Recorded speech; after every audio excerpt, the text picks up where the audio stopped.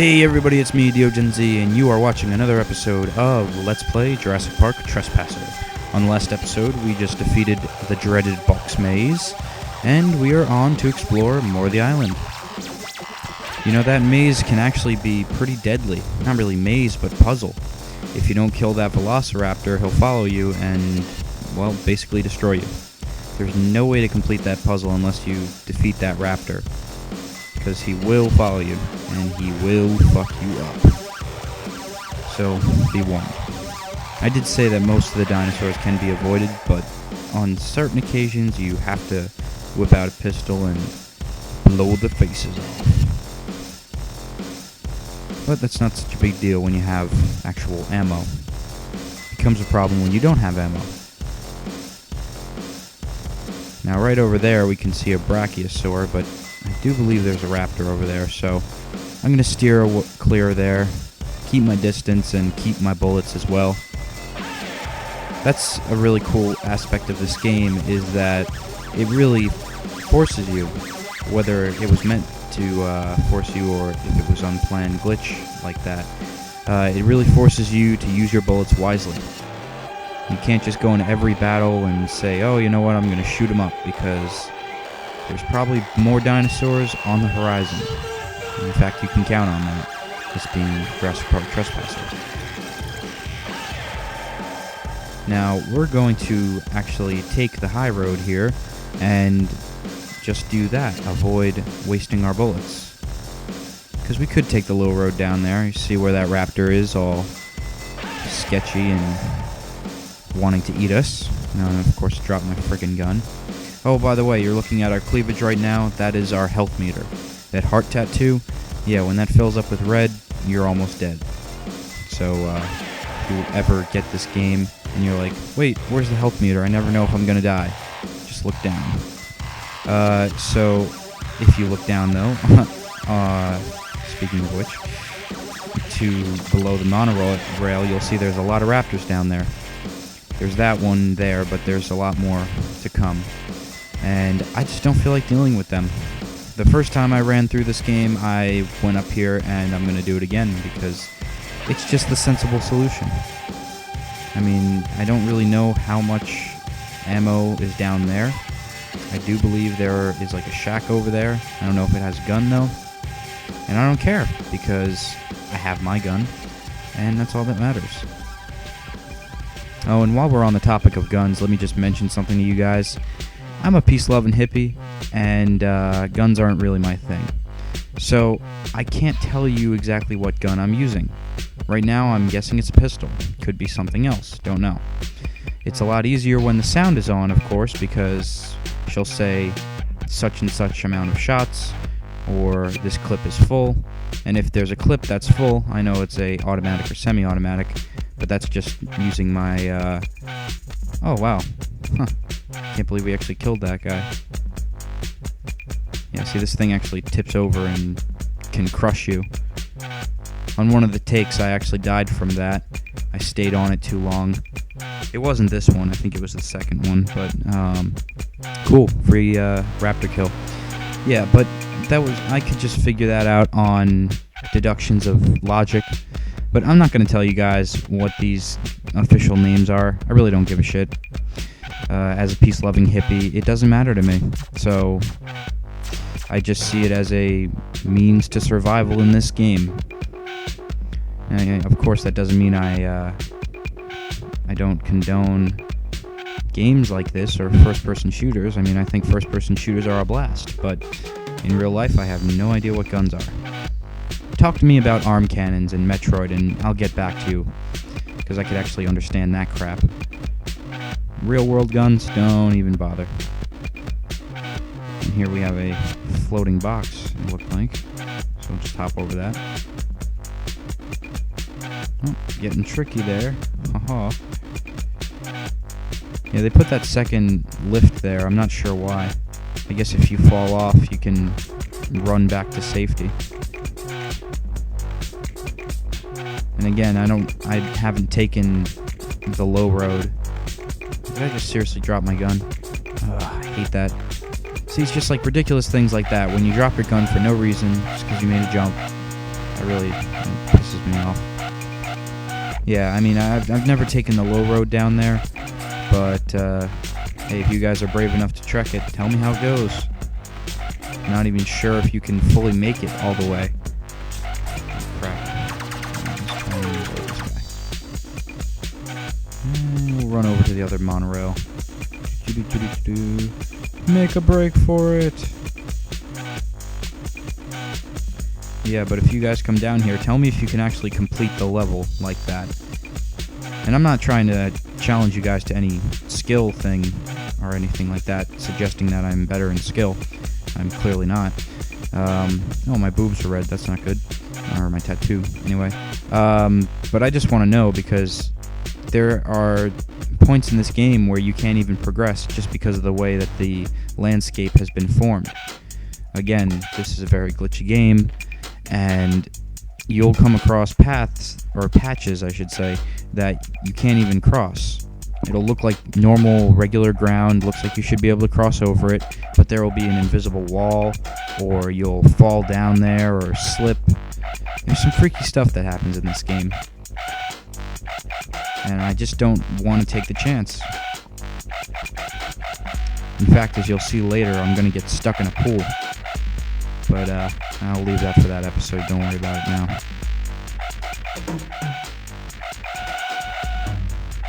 And also, even though you guys can't hear it, I hope you guys are taking notice of the subtitles as I drone on. That's actually John Hammond narrating that, which is pretty cool because I think they got the actual voice actor not voice actor, but the actual person who played John Hammond in the film to do the voice acting on this game. Not sure if that's true, but it's sure as hell sounds like it. Alright, now we got a narrow valley here, so I'm just going to take this mofo out. Just like that. I think it's interesting the way they die. I don't know, they kind of fold up. Not very realistic death sequences. But again, that's probably something that was taken out of the game. Now at this point, John Hammond is actually telling us a bit about the Cray computer system. Since you can't hear what he says, I'll say it for him, basically. And that was the genetic code computerized system that they used in the laboratory to actually make the first Velociraptor and extract the DNA from Amber and all that other good stuff. And he's saying that a lot of it, most of Jurassic Park was computerized, and inevitably that was its downfall. Now, let's see if we can get this raptor over here, because I want to show you guys something really cool. Alright, there we go. That's what I'm looking for. Poke. But damn, that's right. You can move Jeeps in this game. If you ever see a Jeep hanging off a cliff, you can shoot it or move it with your own body. You can like put your hand out and then make it roll down the cliff. That was one of the best part of this physics engine, I think, was the fact that you could roll down Jeeps down cliffs to crush dinosaurs below. Freaking gun. Obviously, because guns are so unreliable, at least I don't drop a Jeep when I hold it, because I don't need to. But as I've said to you guys before, I don't want to focus on all the negative things of this game. I dig it a lot. Just some things were glitchy. It's unfortunate, too. That's the thing, you can't get people to unify over developing a game, because it takes special skill. Like, I've got ideas for this game. Oh, I've got plenty of ideas for this game. For example, how do you think this would look on the 3DS? Brand new engine, brand new graphic system. I think it would look amazing. Raptors and T-Rex jumping out at you. It would be awesome.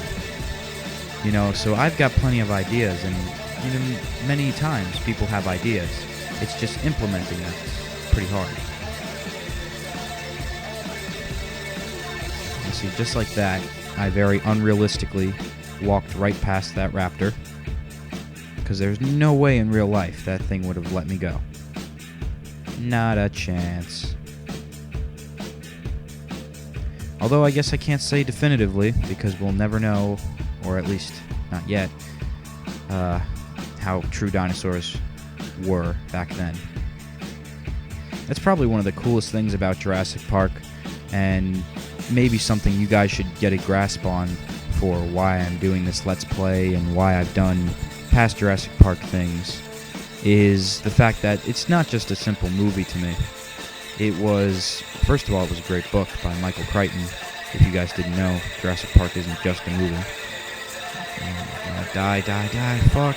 Alright, you know what? Let's go to the Jeep, because I know you can't go in the Jeep. Now this Jeep we can't actually roll down the cliff because it's not perched precariously atop anything. It's just kind of sitting. But we can shoot from it. And that's all we need. Haha. Yeah, but you guys should understand that Jurassic Park was much more than a movie or a book for me. It was really the beginning of my scientific inquiring. Kind of my scientific mind, I guess you could say. Because at a young age I was into the Jurassic Park thing.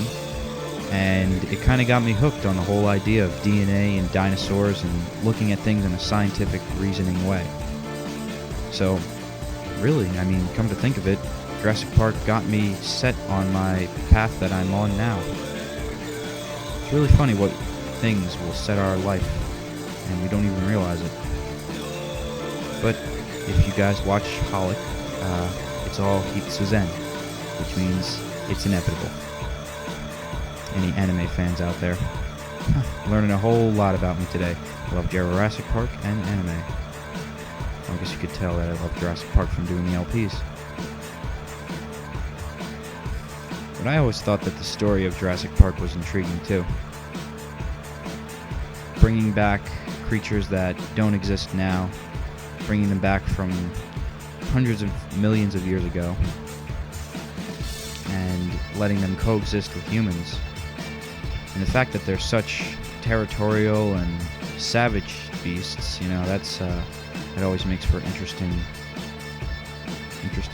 dialogue and scenes. But you know, a lot of new data was surfacing around the time of the Jurassic Park movies, because I tell you what, the real archaeological field is booming, and still is to this day.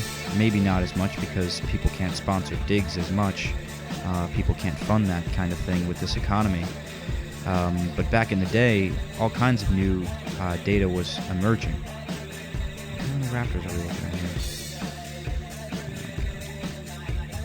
Alright, one down. One to go, and maybe we can outrun him. Let's give it a try. Alright, cool. Yeah, but a lot of new data was surfacing at that time, and it was trying to keep with consistency of facts. I saw some interviews, making sure that Jurassic Park was as accurate as can be. So, from Jurassic Park 1 to Jurassic Park 3, there were some things that definitely changed fact-wise. And, I mean, factually, I don't know if dinosaurs were this savage. One can make assumptions based on data that is already collected, and looking at the evolutionary chain of reptiles, we can assume that kind of thing. But we'll never truly know. And even if we come across a real Jurassic Park in the future, which I don't think is too far-fetched, although this movie definitely would be a thought in people's minds, we still won't know because they're somewhat synthetic. Now, as you can see, we're almost out of time, but look, there's a Jeep, and there's a Raptor. Let's see if we can make the two meet. Smash! See you next time, guys.